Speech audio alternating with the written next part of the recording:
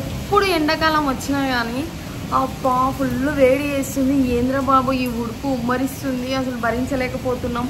అసలు అన్ని కొన్ని డేస్ వాళ్ళకు అసలు ఇలా తన్లాడే వాళ్ళం ఈ వేడికి. బయటికి ఎక్కడ వెళ్ళాలంటే భయం, అసలు ఇంట్లో పడుకోవాలంటే ఉడుకట, ఇంకా బయట వాకిట్లా చేపలు వేసుకొని పడుకోవడం, మిద్దె పైన పడుకోవడం.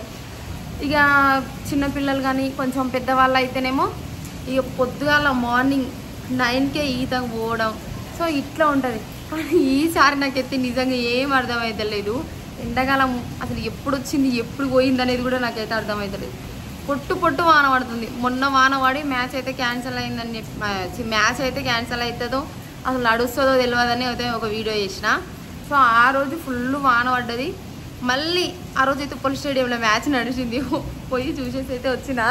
కానీ మళ్ళీ ఈరోజు ఫుల్ వాన పడుతుంది.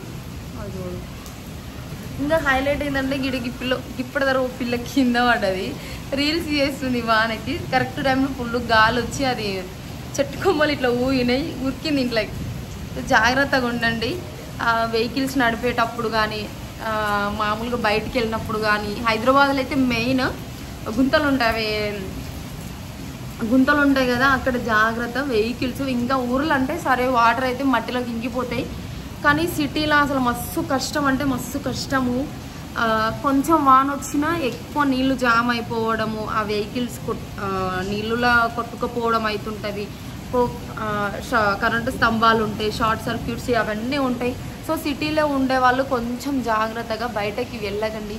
మెయిన్ మీ పిల్లలు అయితే ఒక 2-3 డేస్ బ్యాక్ ఒక వీడియో చూసిన, 3 పిల్లలు బయట ఆడుకుంటూ వెళ్తుంటారు అనమాట. వెళ్తుంటే ఆ బాబు అక్కడ ఉన్న కట్టె పట్టుకుందాం అనేసి వెళ్తాడు స్తంభం దగ్గర. సో షార్ట్ సర్క్యూట్ వల్ల ఆ పిల్లగాడు అక్కడ చనిపోతాడు. సో కొంచెం ఈ వర్షం వచ్చినప్పుడు మీ పిల్లలు జాగ్రత్త. ఎందుకంటే ఇక్కడ సిటీలో అన్ని కరెంటులు కిందకి ఉంటాయి. అలాగే పిల్లలు ఆడుతూ ఉంటారు, మొత్తం బురద ఉంటుంది.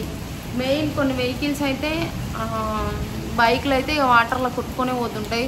సో బయటికి వెళ్ళేటప్పుడు కొంచెం జాగ్రత్త, ఎంతకైనా మంచిది. ఒక గొడుగు అయితే బ్యాగ్లో పెట్టుకోండి.